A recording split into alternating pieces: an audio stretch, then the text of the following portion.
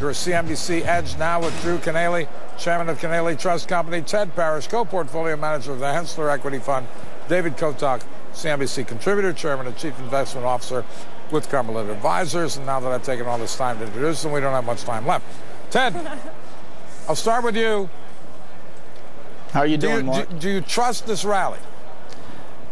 Well, I trust it in as much as, you know, it's a positive because we see a concerted effort to actually solve the liquidity and credit crisis that we've been through. I can't say with any certainty that this will totally stabilize the problems that we've had, but it's definitely a step in the right direction. It's an unconventional move by the Fed, and that's a good thing because clearly we have a lot of dislocations in the fixed income market that need to be, the problems need to be fixed, and I really think that this will help us go in the right direction. Drew, do you trust the rally? Oh, it's looking like a lot of short covering going on right now. Mark, what we're looking at is sort of two men say they're Jesus.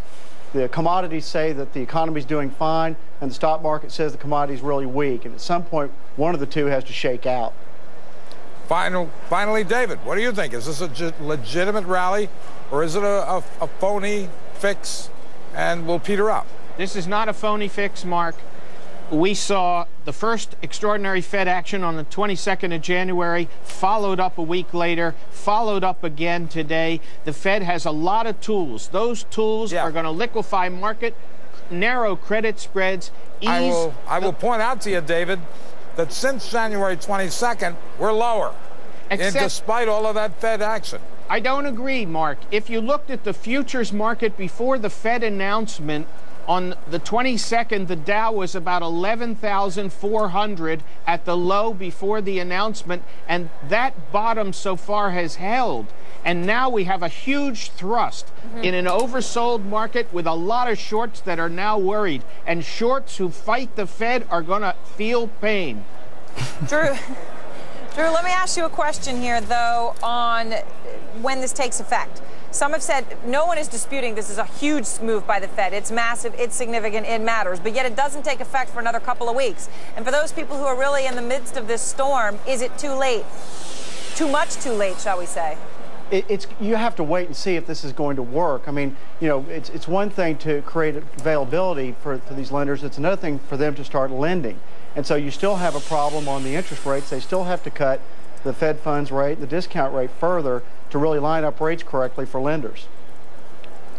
Okay, so Ted, comes down for you to buying, you said tech, but specifically you're talking about Google.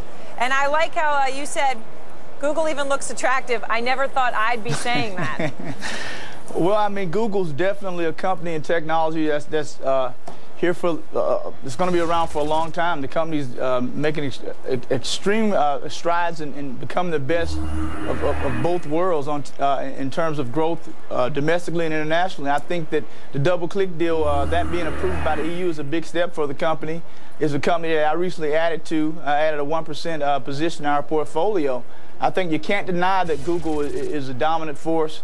And, you know, even with the Yahoo Microsoft acquisition, I still think Google's going to be a great company to own for the next 5 to 10 years. What do you think, Drew? Oh, we don't follow Google. Wait, what did you say? We don't follow Google. Oh, you don't follow Google. All right. Well, Mark refuses to say its name. It's the stock which shall not be named. The it's stock like which must not be named. All right, sounds like David gets the last word here because we've only got 15 seconds left. David, your advice to the typical investor? The Fed is going to make the slowdown recession shallower and shorter.